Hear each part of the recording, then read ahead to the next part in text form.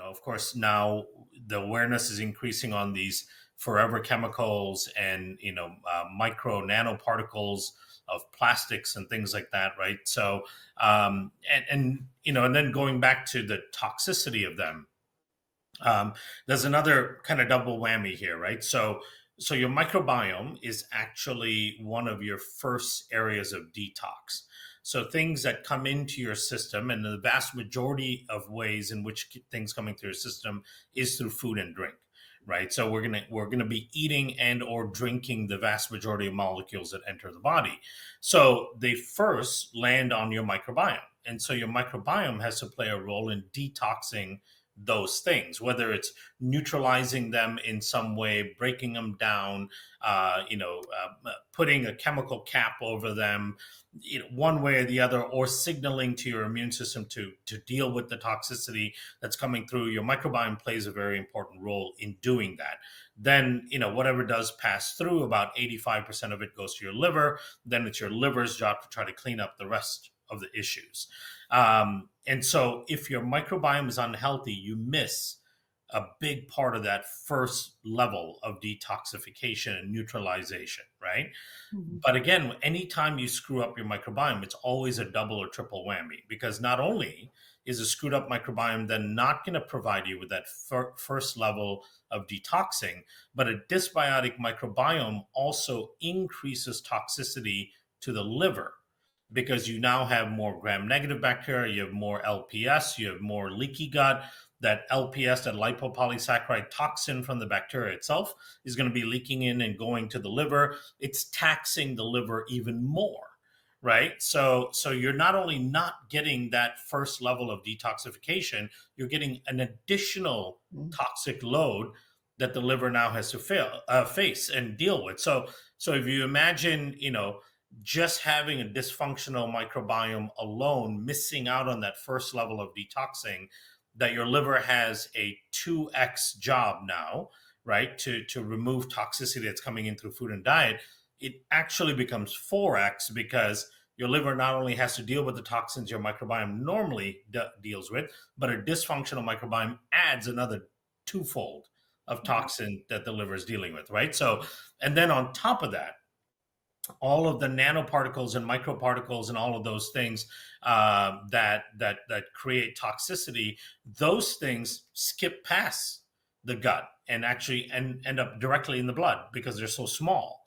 And being directly in the blood, they can only go through the liver for filtration and and detoxification, right? So now the liver is dealing with toxins coming in from the diet, toxins from a dysfunctional microbiome, and the toxins that are going directly into the blood, like the microplastics and the forever chemicals and so on, that made their way directly into circulation. So it's no surprise, as a result of that, the super high prevalence rate of fatty liver disease, SIBO, which becomes a significant risk once you have liver dysfunction, and then of course all the related microbiome issues as well.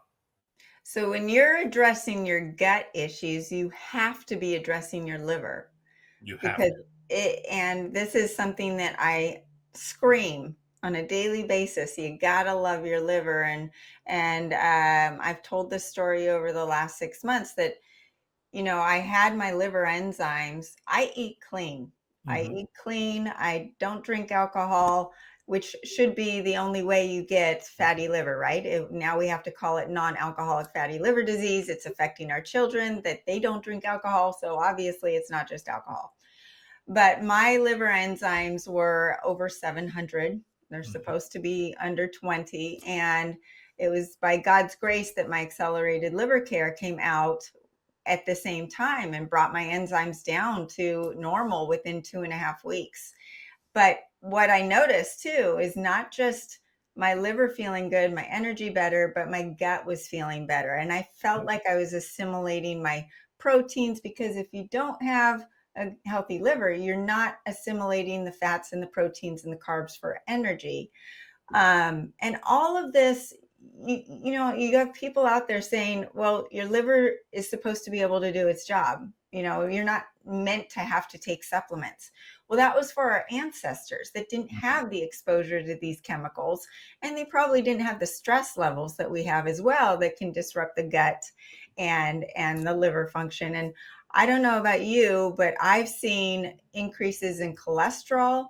increases in iron levels in the liver, increases in blood sugar, all of these things in people that don't eat sugar. They have not changed a thing. They exercise, they eat clean, they eat organic, and their numbers are being driven up because of an inhibited liver function. Mhm. So it's so interesting how everything is so connected. Um, but and you talk about how it's 4 times. Mhm. That's why you can go from being great, feeling awesome, to really feeling bad really quickly. Yeah. And your immune system takes a hit too. So can you explain how the immune system is involved in this? Because then if your immune system takes a hit, then you're really fighting a big battle Mhm. because you can't fight those opportunistic microbes. Yeah, so the liver, number one, the liver plays a very important role in maintaining a balanced and healthy microbiome.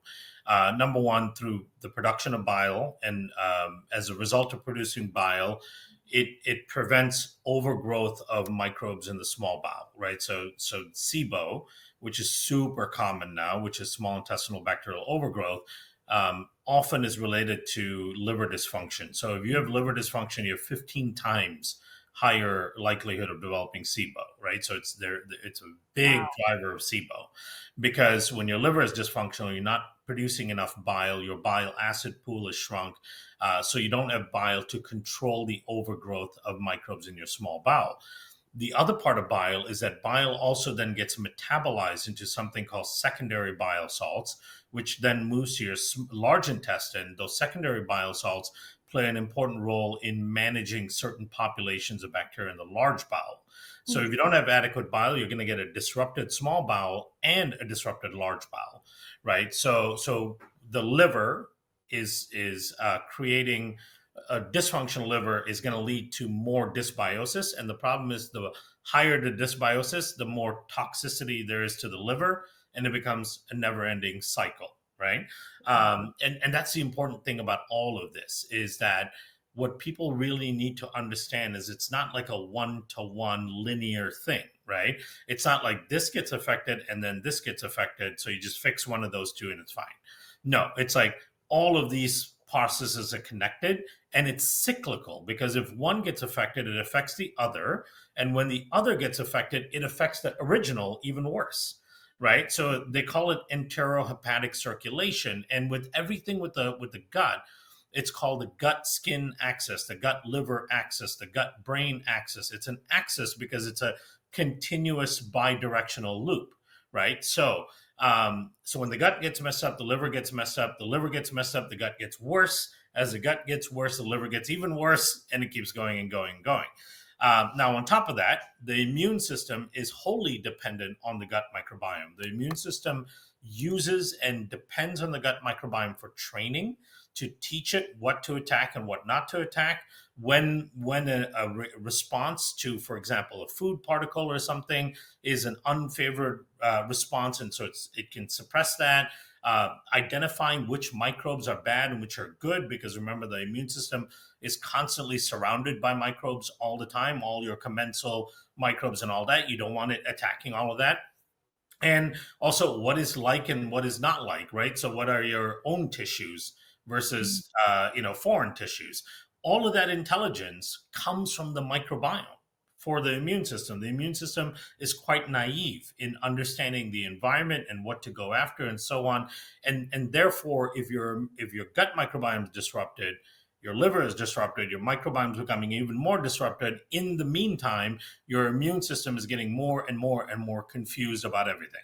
And so the immune system's default mode is, when it's confused and doesn't have the intelligence, it just attacks everything. So as you're going through this cycle, what you start to see is opportunistic microbes go up, right? So now you start to have the ill effects of those opportunistic microbes. At the same time, your immune system is becoming less intelligent, and starting to attack things it shouldn't attack. It can start with just environmental particles, so you're getting more allergy and sensitivity like symptoms. It starts with food, and then it moves on to food antigens. So things you used to be able to tolerate from a dietary perspective, you can't tolerate now.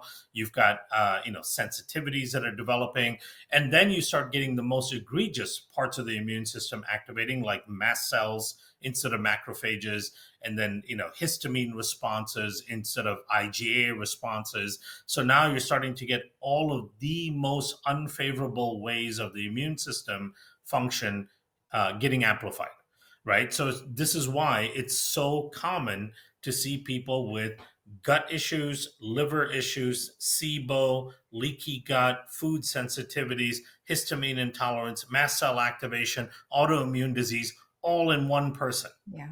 right? And you would think, conventional thinking is those are all separate things, and that person's just shit out of luck and just had bad luck with everything going wrong. No, it's the same thing driving all of those Right.